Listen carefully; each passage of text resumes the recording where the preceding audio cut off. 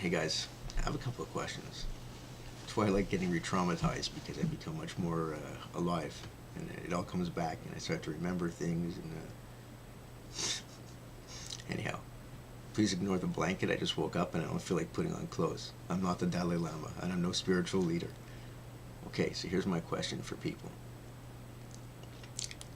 When people get married for reasons other than love or attraction, when it's arranged marriages, which happens a lot. And my parents were in arranged marriage, but I did not know that until I was 45 and I figured it out for myself. You can watch my videos if you haven't seen them. It's quite a tragedy. But anyways, my parents never told us, never told me. I don't know if they told my brother. I would like to know if, oh my god, I just see the way my last video thumbnail came out. It looks like I have no teeth. So, I look like a gremlin, man. Look at that last thumbnail. So look, yeah, so I wanted to know, do any of you have parents who are cousins or just was arranged through the church or the synagogue or the mosque or whatever it is, through family? I want to know, do you know that? Did they tell you? Or are any of you in an arranged marriage? And did you tell your children that you're together as an arrangement? That's all I wanted to know. And another thing I wanted to talk about, and this is why I started to record this video. I was lying in my bed and I had an epiphany. I remember way back, I've had a lot of premonition in my life, and especially since my trauma, I remembered a lot of things that, nice, just weird synchronicity and just like a lot of spiritual stuff. And something that just came back to me when I was raving, beginning to take ecstasy and go to techno parties. They were underground at the beginning. I started in 1990. I remember around 1993, and I did it for 10 years straight. I went dancing and raving 2-3 times a week, every weekend, both nights, and usually once during the week. That's how hardcore I was. I was very involved. I ended up managing a techno bar, and that's what I did throughout my 20s. And I was also on the internet making a lot of money back then because it was very easy to make money before everyone else was on in the 90s. I've been programming since I'm 1986. So I remember lying in a guy's. It was an after party, so we went raving. We did drugs all night. We danced all night, and then went to an after party. Sorry, I remember, until about 2 in the afternoon. The next day, next morning, whatever. So you party basically from. We started usually at about 12 at night, and then we would party at that one main party till about 10 in the morning, or 11 in the morning, and then we'd go to an after party till 2 or 3 in the afternoon, and then we'd end up at someone's house where we'd smoke copious amounts of marijuana for another 24 hours. And that was basically my life in my 20s. It was so much fun. It was so much fun. So anyways, what I remember was that I was lying way at the beginning of all this. I had this premonition that I looked around us and the music was electronic, and this was new. This is 1992, and all of a sudden we're hearing techno. Yeah, we've heard electronic sounds in music before, but now it's pure electronica, and it's driving my mind. And we're sitting there, and we're maybe 20 people, guys and girls, and we're all being really lovey-dovey.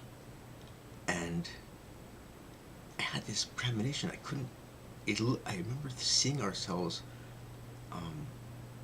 each one of us were like individual alien spaceships. And each one of us, after this event, would be splitting up. But I saw in the future that we'd be in some kind of a spaceship, and we'd be able to communicate with each other and express these deep feelings. But I remember tripping because I couldn't understand. I said, no. That's when I would come out of my psychosis or whatever. I'd say, no, come on, we're not going to be in spaceships. It doesn't make sense. Like, I just could not see it. So I couldn't take that fantasy any further. Or that trip, really. It was a psychedelic trip, really. I think I was doing acid and ecstasy that day. It's called candy flipping. Oh my god, is that fun.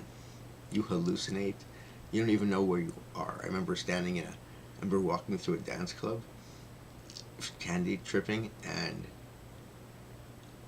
I just walked from one end to the other without even looking, and I didn't hit anyone, and the place was crowded. And I remember thinking, this is magic. It was just a trip. I got lucky, maybe no one or people saw me. Maybe I looked like a mess, so they ducked out of the way. But I remember, oh my God, it's like it was totally crowded. And so I couldn't make it through. So I said, I'm just going to close my eyes and walk. And maybe I did touch people. I just didn't feel them. Whatever. It was a total trip. Candy flipping is great. So I remember having this trip, and I couldn't get past it. But now it just came back to me. And I realized, yes, it's arrived. It's this social networking.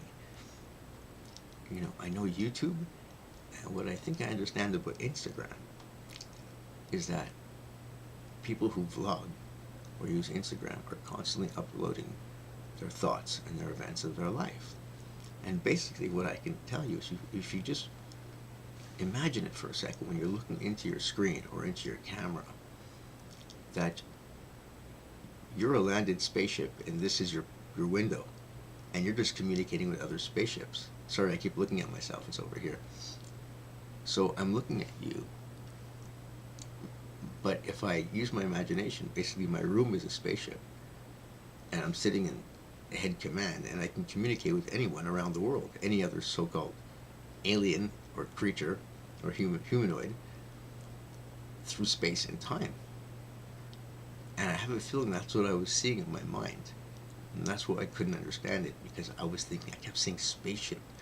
But it wasn't spaceship. I saw the portal. I saw us looking into something and communicating. But in 1992, most people had never even seen a webcam, okay? So I know it sounds strange to you that this is a premonition, but we just had very rickety old, just wasn't happening, all right? There was no internet. We had BBSs, so we had modems, and that's how I got arrested for hacking, but we didn't have the infrastructure we have now. We could never have envisioned this.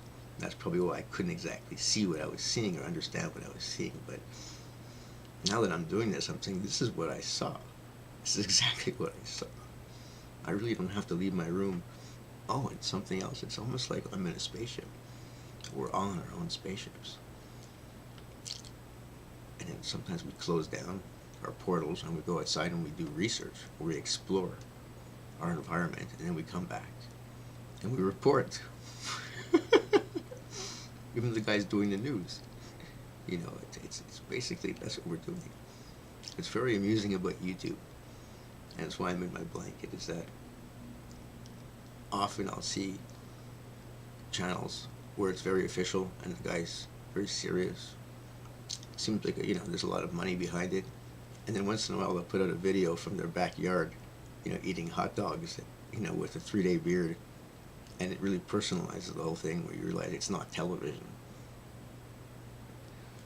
And I just had to say all that stuff.